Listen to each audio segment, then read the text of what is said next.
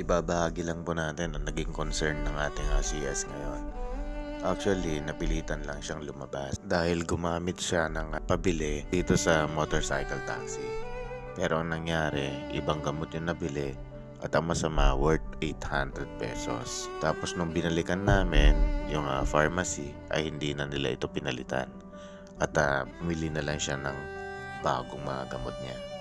So, siyempre, it's a loss. Kumbaga, malaki-laki rin yun na nawala sa kanya. Tapos, ang masama pa rito, hindi siya nakainom ng gamot sa tamang oras. Yun ang masaklap doon. So, late na anong oras na yan. Well, anyway, mayroon akong konting i-share sa inyo. Magiging makatang muna tayo habang nasa biyahe. At ito'y aking ipaparinig sa inyo. Pinamagatan ko itong agos ng buhay.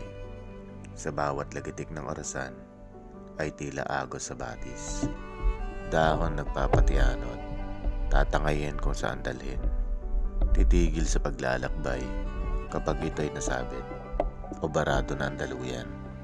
Tulad ng relo, bumabagal at tumitigil rin. Pero paano kaya ang buhay natin? Titigil din, nasisira o patuloy sa paglaban? Ang kaibahan lang natin sa dahon at lagitik ng relo ay hawak natin ang kapalaran. Nasa atin kung titigil o magpapatuloy. Pero paano ka arangkada kung isasabit mo mismo ang sarili mo na parang sa dahon? Na animoy ikaw mismo ang bumara sa butas ng iyong kapalaran. Direksyon mo ay dapat malaman. Dapat ikaw mismo ang may hawak sa manibela na iyong tatahakin. Maraming klase ng hangarin. May iba na gusto malakihan. Mayroon din kontento at masaya. Ang mahalaga, hindi stack up. Bagkos, may galaw.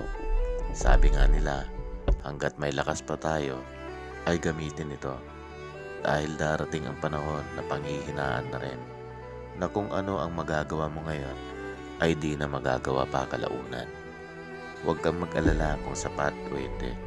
Sapagkat sa sikap, pangarap mo ay makakamit.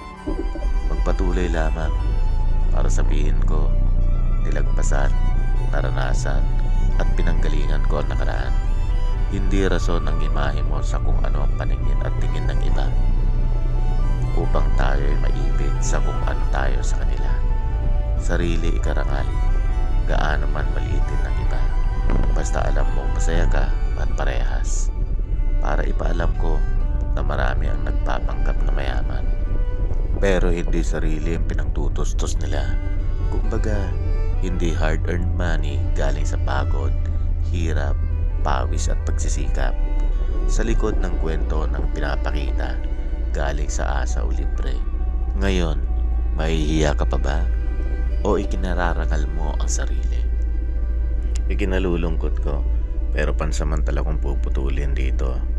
Dahil sa nakikita nyo sa video, baka pag-isipan nyo kami ng CS ko. Natila bakit parang ang sweet-sweet namin. Nagkakamali po kayo. Dahil ibinabahagi ko lang yung personal hotspot ng internet sa cellphone ko, kung saan hindi na niya i-encode yung password, kundi ini-scan na lang niya. So yan po yun. So ngayon, pagpapatuloy na natin ang makatang na udlot. Mahihiya ka ba o ikinararangal mo ang sarili? Sa sikap at pagiging parehas, ikinararangal ito.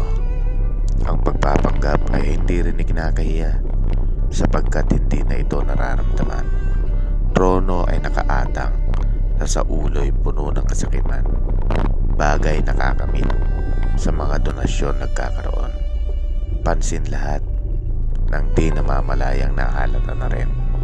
Pero alam nyo ba, ang tunay na hinahangaan, tayugtog ay nakamit, ngunit ang paay patuloy na nakadapo sa lupa. Pagsisikap, pagpupursige, tiwala at pananampalataya ang puhunan. Tingin ay diretsyo sa finish line, hindi sa iba nakalingon. Ikaw ba? Sa iba ka ba nakalingon? O nakikita mo lang sa paligid ang matang nagmamasid? Pansin, mga matang nakatanaw, nagbabantay, naghihintay ng kamalian. Sitwasyon ng iba ay kasiyahan, sapagkat sa taas ng tore, akala'y nakatuntong. ngunit dukha na pangiti. Mata'y kumislap at mukha'y nagliwanag. Kakayahan ay kalaman. Ito'y tila punla sa katauhan. Hindi natitinag gaano man kalakas. Ang buhawi na galing sa mata ng mga bagyo, sinusuong at nilalagpasan. Dahil ang lahat ay pansamantala lamang. Kaya't patuloy rin ang agos ng buhay.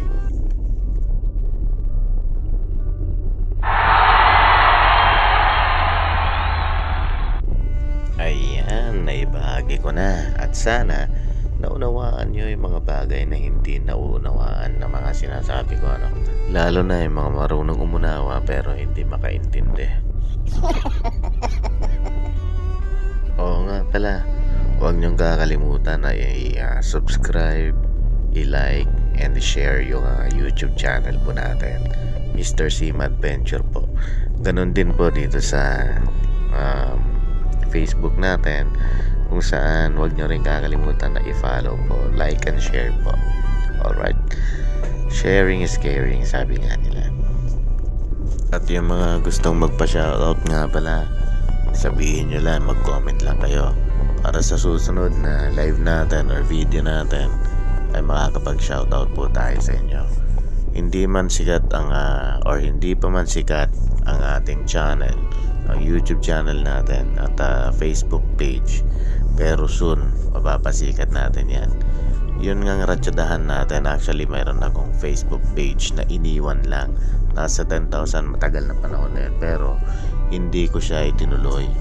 Kumbaga dito ako masaya sa ginagawa ko, katulad ng ginawa natin at sinabi sa pagiging Makata natin, kung saan tayo masaya. Actually naranasan na rin natin kumita, naranasan na rin natin maging dollar earner, pero dito sa pinaggagawa natin bilang joyride contractor at sinasabayan natin ang pag-vlog, dito parang nakikita ko yung sarili ko na nagiging ako, hindi naman kontento, kasi gusto ko pang mag-upload ba ako, pero at least pansamantala ay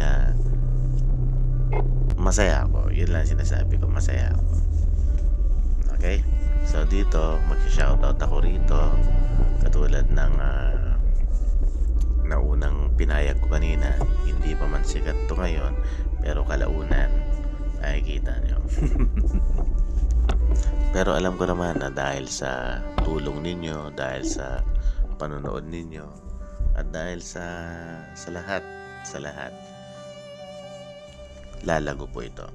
Nasa suporta po ninyo ito. Alright, kaya ngayon pa lang papasalamat na ako sa inyo.